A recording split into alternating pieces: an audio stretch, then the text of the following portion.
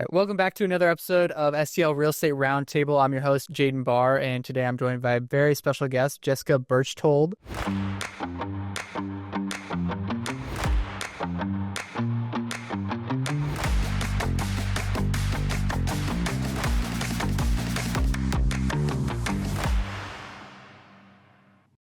And Jessica, I'm so glad that you are spending time with me today. Thank you for joining and being a part of the episode. Yeah, thank you for the invite. Yeah, absolutely. So I start off pretty much every episode the same. So talk us through kind of what got you started in a career in real estate. I was a stay-at-home mom. I was actually homeschooling 5 kids, and we were buying our second home, which was a huge blessing the way it worked out. But we did a lot of things that we were very scared to do. So we had bought in 2007, so we owed more than our home was worth. This house was the space we needed and everything, and we had saved up some money, so we had the down payment. But we had to rent out the other house, and we were buying a foreclosure, just a lot of things that were extremely overwhelming to, a young family. So that was such a game changer in how I looked at our financial situation and real estate in general and what real estate can do for people, that I knew other people needed to know the options and just how real estate could benefit them other than just a home to live in.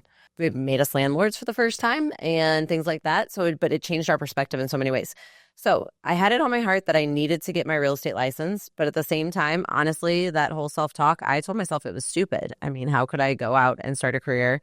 And in the time I decided to the time I got started, I had actually had my 6th baby. And my first year, I was actually pregnant with my 7th. And so my first 3 years in real estate, I had a newborn and was still homeschooling part of that time and, had to figure it out. But it was really a passion for people understanding what real estate can do for them. Mm-hmm. That's amazing. So if y'all hadn't caught that, a lot of kids in the picture. So talk to us about family dynamic and, having 9 kids. Yes, 9 kids. When getting started, of course, that was a huge challenge, was that we had a lot of little kids, but real estate was also a career that you can kind of work around with your family. So it gave me flexibility of being able to schedule things whenever my husband was off or on the weekends. I had to be really good with my time management. So generally my schedule would look like I would get up and work and do emails and paperwork before the kids were awake. And then I would have to, pause for a little bit and teach, because they were homeschooled. And so I would sit there and teach and do all that. And then I would check back in by lunch and start doing phone calls and everything else again. I mean, my passion was my family and families and community and people. So it worked. And, we worked through that. But that schedule and having to do that taught me how to get a lot done in small amounts of time, which is why I was able to scale a business eventually. And, whenever you pour into people, they're going to pour back into you. So I did have success, and it changed our family's future. My husband ended up stepping away from his 9 to 5, which then gave us another flexibility in our lives. That's awesome. That's awesome. So you talk about time blocking and kind of the importance of time management. I think a lot of agents, especially successful agents out there, that's something that a lot of people really struggle with is, I've created this massive business because I'm good at what I do, but now I am falling apart in terms of the work-life balance picture, right? So go more in depth as far as like how that works for you and where you've seen that really show up in your world. Sure. I mean, I think one of the most important things to realize is you constantly are going to be working on this. There's never just a solution that will stick and fit. Somebody need to hear that. Somebody need to hear that. Come on. So, I mean, it's something that you're going to create one system that works right now, but then maybe you have summer break and that system changes. I mean, it is always evolving. So 1, you're going to have to give yourself a lot of grace on it. Yeah. But 2, you're going to have discipline. I mean, in real estate, you don't have to show up. You can choose to not come in or to not do the activities, and there's not going to be anyone tapping on your back. Right. Even if you're paying for a coach, I mean, they're going to tell you what you didn't do, but no one's going to make you do it. So you're going to have to be disciplined, and you're going to have to know why you're doing this in order to make yourself get it done. But then you have to recognize times in your schedule where you can really sit down and get this done. For me, one of the things that I felt like I was good about doing is also recognizing the times where it wasn't beneficial for me to be sitting at a desk in the office anymore. Realizing I don't have a lot going on at this moment. I don't need to sit here and pretend I'm working. I need to get up and go see my family. Yeah. So, it's not always time blocking in the sense this is family time and at 4 I'm stopping and I'm going. It's also recognizing, hey, I don't have a lot going on. I wish I did have, a bunch of showings and a listing appointment right now, but I don't. So let me run home and take the kids out on a golf cart ride and spend this evening with them during this time when it's available, because at some point in time, it's not going to be. Yeah. So it's also just recognizing when you need to shift that time to whichever part of your life. Of course, you got to be able to time block. You got to be able to schedule. But I also feel like a lot of people do that, and then they are not really doing those activities that are going to impact the way they need to. You can time block to make phone calls, but if you're really crappy at phone calls, it's not going to help you. So you need to pick what you can execute on and what you can execute on well whenever you're doing that. Yeah. I think, lead generation is the number one job of a real estate agent. But I think lead generation looks different for each agent and kind of what works for them. Like, you got to find what works for you. Like, some people love cold calling. Others despise it. Some people like door knocking. Some people like just being out at community events. Like, figure out what works for you and then go take action. What's working for you, and what, if you're going to commit to it, practice it. If you're going to make the calls, know how to do it and know how to handle it. I think, everyone struggles with feeling like they should do these things that people talk about. And there's not it's not one size fits all. 100%. So 9 kids, being present at home, big priority for you. Like, that requires a lot of leverage. And I think a lot of successful agents, that's where they really, really struggle is they want to wear all the hats and put on their Superman cape and then do it all whenever, like, reality is they probably have a specialty that's got them to where they are, that they're really good at, that they should spend more time doing and delegate the rest. So, like, talk to me about leverage, where that shows up in your business. Sure. Systems and different things like that. So one thing that I think is really key is to think about what drains you. What activities can you just not do and still be happy when you get home at the end of the day? And that'll start helping you decide what you do need to outsource. Because you need to be active in certain parts of your business in order to stay knowledgeable. But if printing the comps and going through them to, like, make your notes isn't your thing, you're going to need to review those comps. You're going to need to know what you're talking about. But if you need to have someone else, like, making the actual listing packet, have someone else do it, because you got to pick what's bringing you joy, or you're going to lose the passion, and then you're not going to show up well for anyone, your family or your clients. So find what's draining you, and that's where you're going to start. At one point in time, we had a nanny in our house, and that was kind of the help that we were taking. That was great, and it was helpful in a lot of ways, and allowed me to do a lot of running because my husband had backup that he needed. But whenever we were looking to rehire, I had a coach really encourage me to hire an assistant. And that's really hard at first because you feel like you're going to offload things that you don't want to, but you really have to sit down and decide what feeds you. And I love being with people, and I love the interaction. So I'm not going to outsource that. It's not going to go show up on my listing appointment for me or anything like that. But all the paperwork and things of that, even things that you can sometimes do better, it's not going to have you be in the right mindset. It's not going to help. Making sure you know what you need to show up for in your business, where you need to be. For example, like, I love social media. I have so much fun with it. So I'm going to constantly be on it. She could run social media for me, but I love it. So I'm going to show up. But she's going to schedule posts for me that are the kind of the generic, we call them filler posts. And she's going to contract just sold. Yeah. All of those other ones she's going to do, because I don't need to touch them. Those aren't, somebody else can do that. Yeah. But everything else, the commenting, I want to do it. I have fun. Like, I'm remembering these clients, their stories. I want to be a part of it. It's important to have that line of, okay, yeah, someone could do it for me, but doesn't mean I have to. And, these other ones, knowing when you can hand it over. But also, it's important to have your business, if you're going to scale, whether you're going to have a buyer's agent or have other agents on your team or anything, at some point in time, you're going to be sick, you're going to have something happen, and someone has to be able to pick up and go with your business. So one of the things we tell clients is, especially whenever things were so crazy and always flying off the market, we'd make sure they knew we had a team of agents showing them properly. Yeah. Like that, if I couldn't, I was going to be the one generally showing them. But if I couldn't, these people were available, and we're going to get you in that house before it's sold. Right. The only way you're going to feel comfortable with that is if you have a system on what you do, and they know what it is. They can follow it. Right. Yeah. So you're going to have some way of tracking your deals. I always say, like, I've even presented offers in the hospital. So I'm not going to not be there for a phone call. But if for any reason I was in a car accident and I couldn't talk, these people on my team are going to know exactly what's happening because we have this system and there's notes. Everything's in there. They can pick up at any second. And they're going to know what I said. They're going to know exactly how I handle deals. Yeah, I love it. So as far as agents that might be watching this that have a really successful business, they're closing a ton of deals. I think a big piece of that is leverage, which we just touched on. But I think another piece of that is hiring and keeping talent.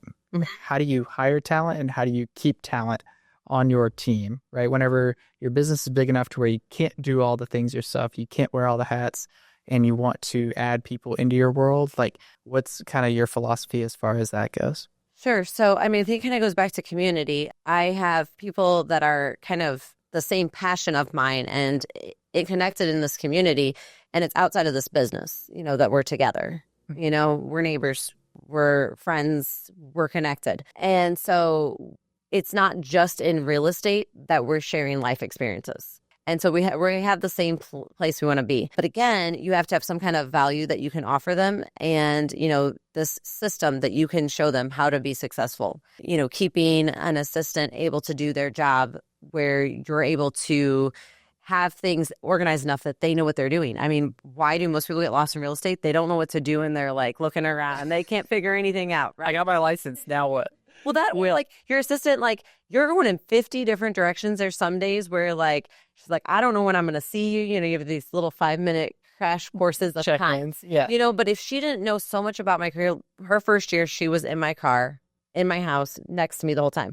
So she knows, even if I can't talk to her, like, okay, if I've got nothing to do, here's probably what Jess wants. Like she knows who I am so well that she knows what to then work on. And that changes things. Whenever someone you know them and they know you, then And so let's say, she's struggling with this part at this time. Well, I know her well enough. I know what it is and I can like pick up the other side of it. So I think it's having that kind of compassion for people that makes a big difference. Yeah, absolutely. That's awesome. So all about relationship, right? Mm-hmm. We're in a relationship business. Mm-hmm. That makes sense. That makes sense, right? We make it more complicated than it needs to be, I think.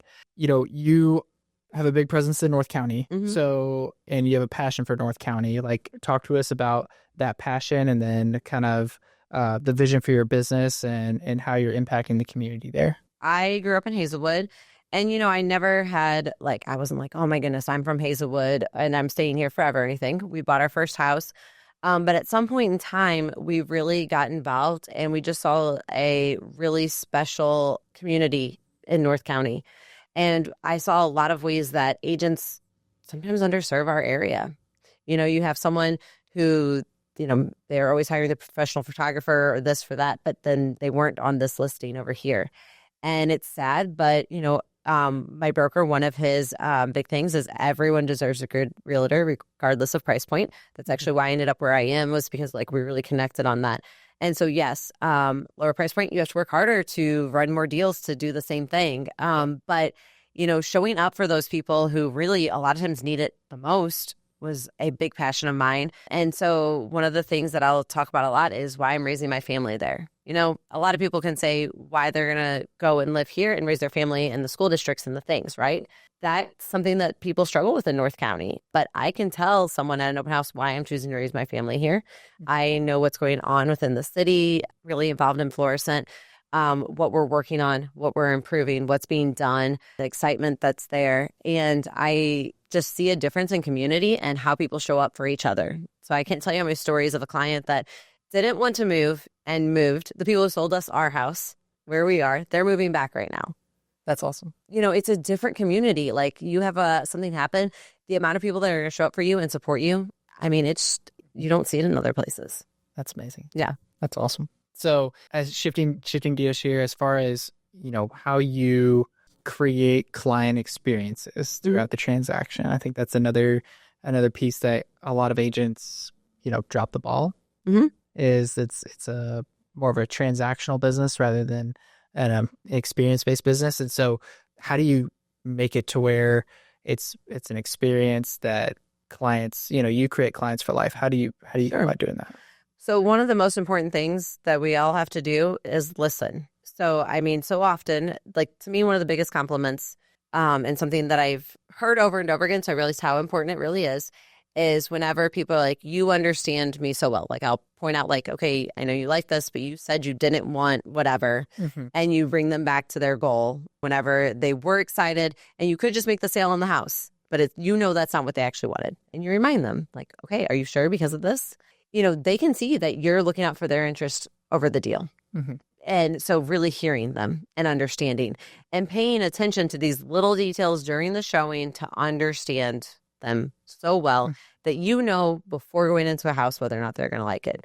And maybe they still want to see it, but you warn them. You're like, this one's not going to be for you. Remember? Yeah. Yeah. And you can tell them that whenever then they go in and they're like, you were right, they will realize how much you're paying attention. Yeah. So one of the ways that we do that is by starting off, we try to get every buyer that we can into the office before. We don't just run and go show you the property. If we can, we want you in that office because we want to go over the process.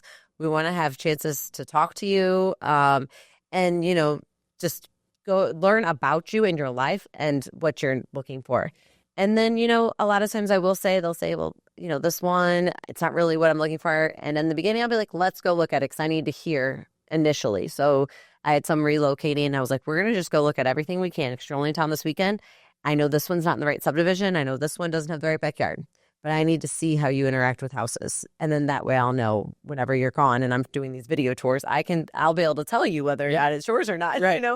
And so I think that that's an important part is that they, physically get in person with you. And then you want to make things special any way you can, whether you're grabbing them a coffee sometime, whether, it's the closing gift because you remember they love glitter. So have a card with glitter, whatever you can remember, write down about them, do it. A lot of how we do it ends up being after the transaction. We love to have events. We love to invite people back. We're going to do a super thankful event the week of Thanksgiving. We'll just have soup and anyone wants to stop by the office and have some soup with us and, anything like that. So just any way that you can still invite them. And, we're not just inviting clients, right? We're inviting friends. We're inviting clients. We're inviting everyone. Community. Yeah. Yeah. That's awesome. That's awesome. Yeah. You mentioned kind of talking people out of writing a contract. Like I got this from my mentor when I first got licensed. He said, I talk more people out of buying houses than into buying houses. Yeah. Like I think that's huge for any buyer to hear it coming from an agent. Like I think that just kind of puts everybody at ease. Like, okay, this is not just a guy that's chasing a commission check, right? Sure. Like we have their best interests in mind and we want to create a client for life, and you're not going to do that if they buy a limit. Right. Right. Yeah. They buy a terrible house that they're not happy in. For sure. Because you're not getting that call whenever they go to sell it. Right. And, sometimes they're going to settle on something that like you were not so sure. But if you said it and they know whether or not that was something they regret or they were like, no, it was the right decision. We changed, that wasn't the top priority anymore. They're still going to remember that you were sure to look out for what they said. Right. 100%. 100%. So you work with your husband and your mom's license as well, right? So talk to us about kind of the being in business with a spouse and family members and like maybe some challenges, but also like some amazing like wins and being in business together. Sure. My wife just got licensed, by the way. So this question's more for me. Okay. More for me. So when I got started, Any tips? My husband was not licensed for a while, but he was a marketing background. So he was very insistent on you need to run a business like a business.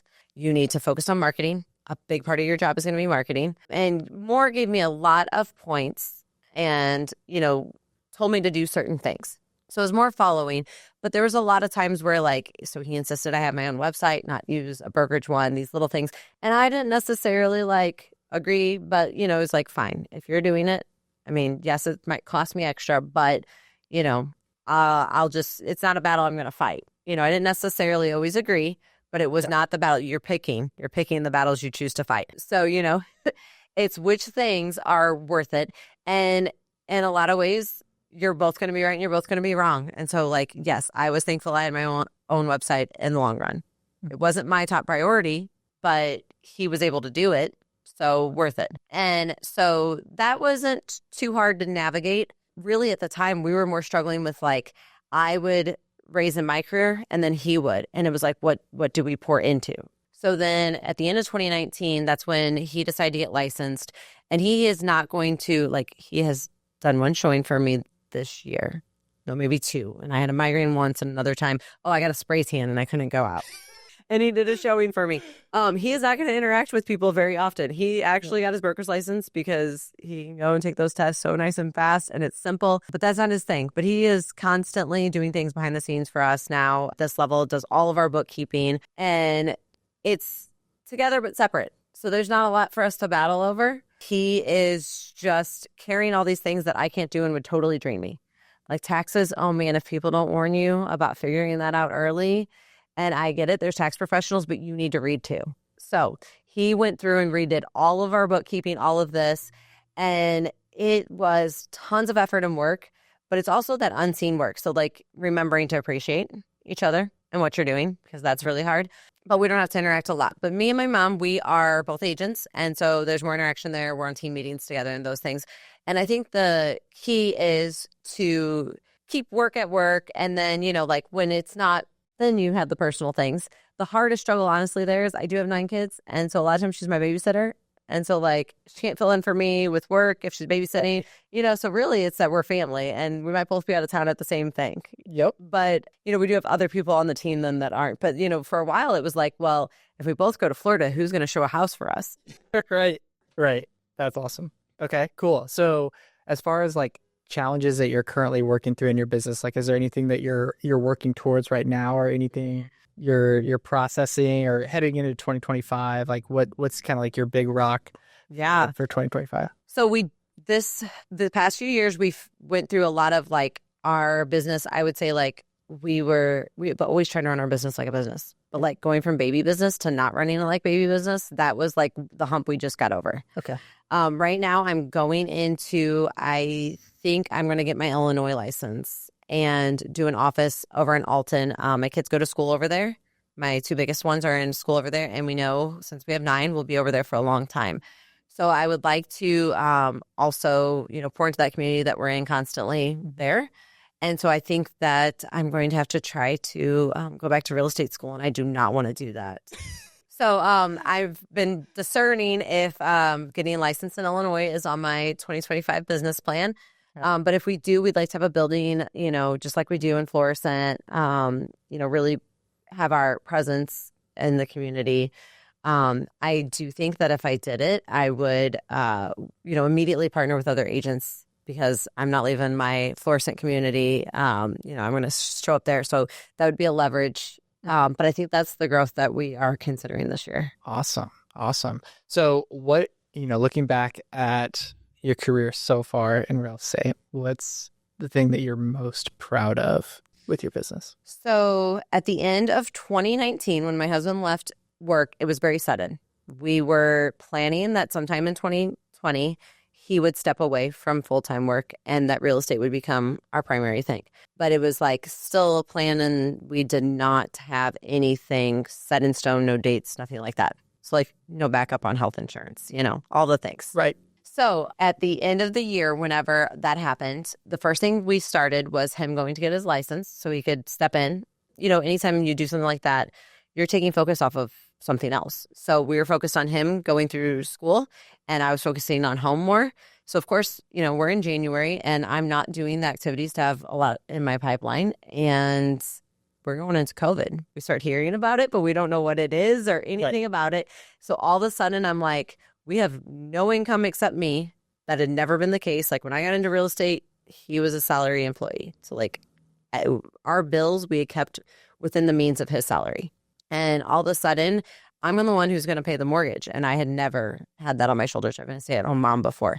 So I hear about this and I was like, we might not be able to work in a few weeks. So I just put my head down and I more than doubled my business that year. And it was crazy because you had to run and show so many houses and write so many offers to get one thing sold. But it was a big like grown-up moment for me. I had never been responsible for the bills. What I had done, like if I didn't produce, oh, well, maybe we don't take a trip. Maybe we don't do this thing. But I never had that kind of weight on my shoulders. Now, of course, it was us together. We're a team. But, mentally, it was a big shift in I had to treat my business completely like a business. That is awesome. That's great. I say awesome a lot. That's awesome. So, as far as advice to any agents that might be watching this, what would you say would be your biggest piece of advice, whether you're a brand new agent just getting started or you're an established agent, like heading into 2025, like what should agents be focused on and what piece of advice would you give them? Making sure you're bringing value to the table. Know what your value is and be sure you're showing up with it. I feel like so often we're not showing up. And remember, part of your value can be that you're fun. Like, I think that we, sometimes forget to enjoy this process, but like, this is exciting for your clients most of the time. Yeah. Be excited with them. Yeah. This is a huge moment for them. And sometimes we forget it. Like, you're doing this every single day, but they're doing it once every 7 years, right? Like, you got to remember how each of these hurdles that we are facing are such big deals to them. And I feel like so often we forget, just kind of get stuck doing your thing. You got it. So you forget how overwhelming it can be for them. Yeah. Sales is a transfer of enthusiasm. Yes. Right? So, yeah, I think as far as like the value conversation, like I was talking with an agent, she was like, one of my value props is that I'm nice. I'm like, that's excellent. That's great. Like, there's a ton of agents out there that aren't nice. 100%. So it's a huge problem in the industry. That is a great value prop. Like, it could be as simple as that. Like, I'm fun. Right. I'm nice. Like, it doesn't have to be, don't make it more complicated than it needs to be. Right. Right. Yeah. So that's great. Well, is there anything that I haven't asked you that we should touch on? Ooh, I feel like that's a hard question. I mean, I feel like agents need to remember that if you want long-term success, you're not just this person selling a house for them or helping them buy a house. You have to be there with resources for them whenever they're remodeling. You're answering questions. You have to be present in their lives and know what's going on, or you're not going to be there at the right time. With community involvement, making sure your community has things going on, making sure you know what's going on in your community. This might be things like the whole Missouri chicken and HOA thing, right? Like, that was a big deal for a lot of my clients. There were a lot of my clients who wanted those chickens and their HOA said no. These chickens. Right. Come on now. Like, I should have done a newsletter on it and I didn't. I need to go do a newsletter. But can we talk about the price of eggs right now? Right. See, they all need Oh chickens. my gosh. Come on. So, I mean, remembering how much of a life decision and like intricate part of this you are for them. Like, you need to now be a part of their lives forever. Add value at every step, right? Right. Before, during, after the transaction. Yes, Every there are step along. people who have nonstop to reach out to me for, plumber for this, questions about this, I need to file a permit. How do I do that in Florissant? They've never bought or sold a house with me. Now, they've referred people to me. Yeah. But I've answered questions for them all along the way. Who's going to be the first person they call? Right. And it does bring referrals. But like the fact that they're thinking about you in terms of anything to do with a house, like if you're getting tagged in some silly post on Facebook that has anything to do with real estate, you're doing the right thing because they're thinking of you whenever that is. So if there is something that comes out, like there was a van that came out that had, 12 seats or something, and I got that thing sent to me probably, 100 times tagged in it. Why? Because I have 9 kids. But that's what you want. You want every single real estate meme to be sent to you by someone 100%. because then they're remembering you. Absolutely. Absolutely. Okay, so are you a big reader? Do you read? I don't read a lot because the moment I start to read, I fall asleep. Okay. So my key is to listen to something while on the walking pad before anyone gets into the office. Okay. So readers are leaders.